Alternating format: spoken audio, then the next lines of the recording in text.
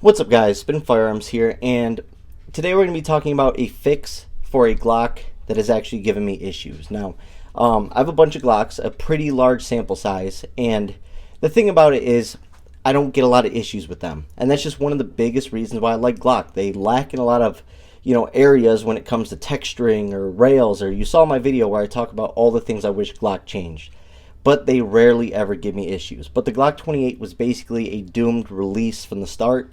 And I say that because people get in my comments and tell me about their handguns. Now, I've had plenty of people say their Glock 28s run flawlessly and they love them and they swear by them, and that's awesome. That's what I wish I had.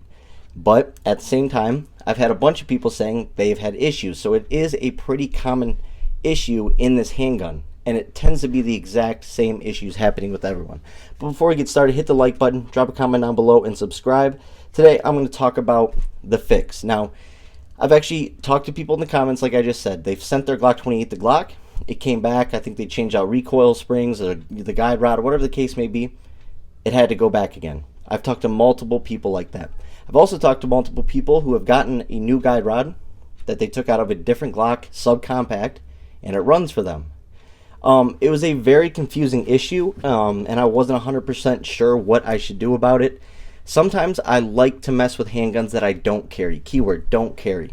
I do not carry this firearm, and I won't until I know it's like legit reliable, but I also don't have a reason because I like my Glock 26 a lot more than my 28. But when you don't need to carry it, you can sort of mess with it and try and get the bugs out yourself, right? So that's exactly what I did here. Now, I've tried a couple things, and a couple things didn't work, but this ended up working, and it was actually pretty shocking what I came up with. But what kind of issues was I having with this, and what other issues are people having? It's all the same. It's failures to feed and failures to eject. That's literally all people are having with this handgun. And it's really weird because if you have a Glock 28, you realize these springs in the mags are so tight. The Glock 26 flush mags are not that tight. The Glock 27, Glock 33, Glock 39, none of the springs are that tough, right? Now, I even kept the mags loaded completely for about 8 weeks, right? With ball ammo, loaded, topped out, whatever the case may be. Those springs are still as strong as can be. Now, those aren't causing the problem. That's just really hard, in terms of loading up your magazines, right? And racking the slide. The issue is here, that guide rod. Now, the Glock 26 is in 9mm, 27 is in 40, 33 is in 357 SIG, and the 39 is in 45 GAP. They all use the exact same guide rod.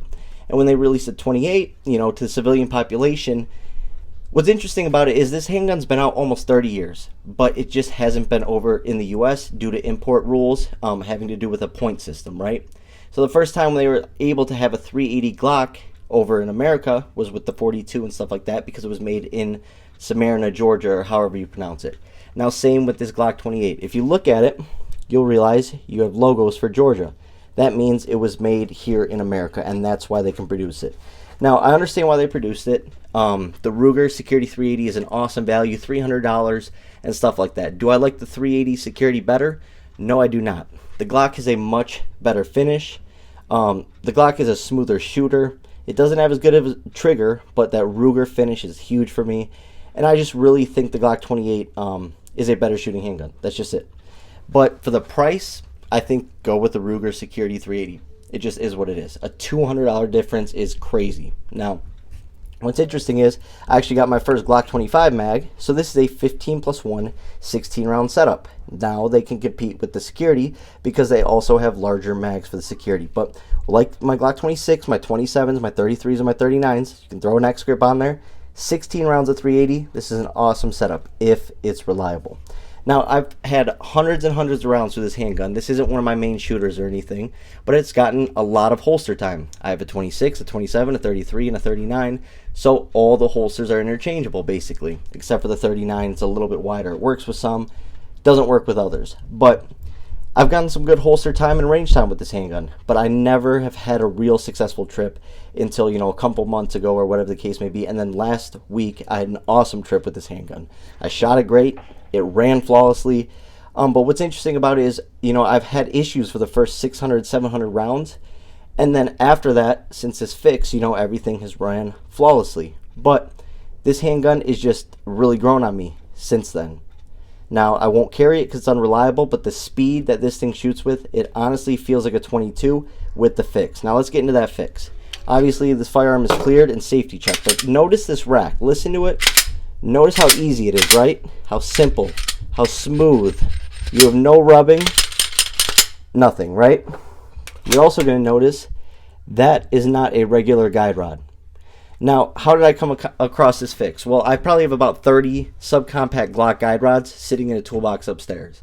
And I have all sorts of them. Stainless steel, I have tungsten ones, I have stuff from the Glock store, I have Avalanche Arms, I have Lone Wolf. I literally have every brand you can imagine. Hooper Gunworks, all sorts of stuff.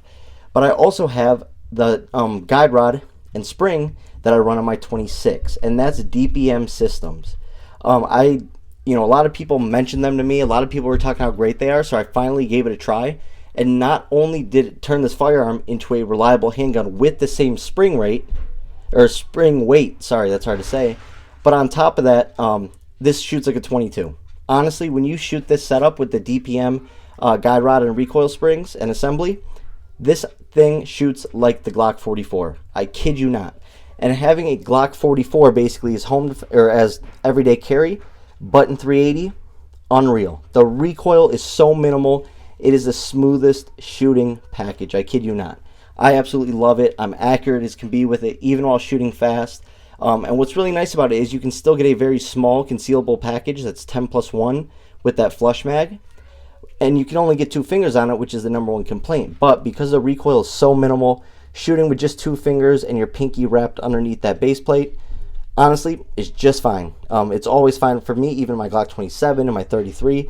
But for a lot of people who want that third, finger contact, you can use this mag or just wrap it under the base plate. But the DPM guide rod is a bit expensive. I think it's like $75 to $80, something like that.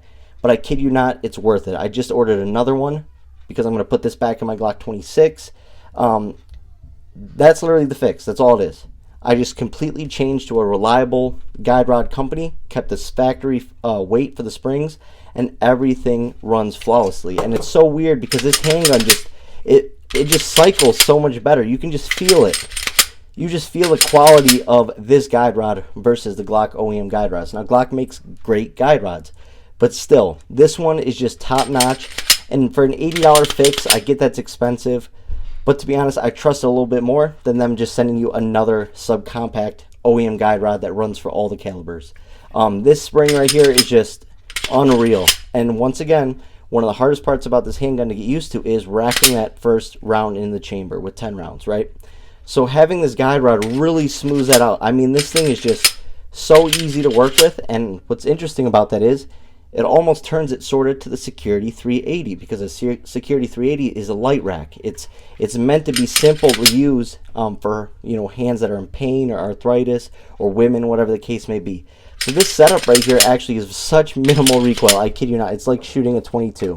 And if I have 16 rounds of 380 in a self-defense encounter that I can let go like a 22 long rifle, I'm going to be just fine. Hope you guys enjoyed the video. That is the fix. I haven't had a single issue since, and we're over the 1,000 round mark now. Not since the guide rod, but total in this handgun. It's been like 350 and then like 90 hollow points or something like that. And it runs flawlessly now. Do I trust it for everyday carry? I do, because I use this guide rod on my Glock 26, but I still want to put some more rounds to the Glock 28 just to make sure. But hope you guys enjoyed the video. Thanks for watching.